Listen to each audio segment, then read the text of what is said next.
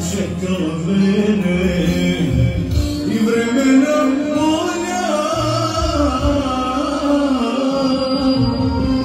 Ja sam dijete što je raslo bez očeva, zabila je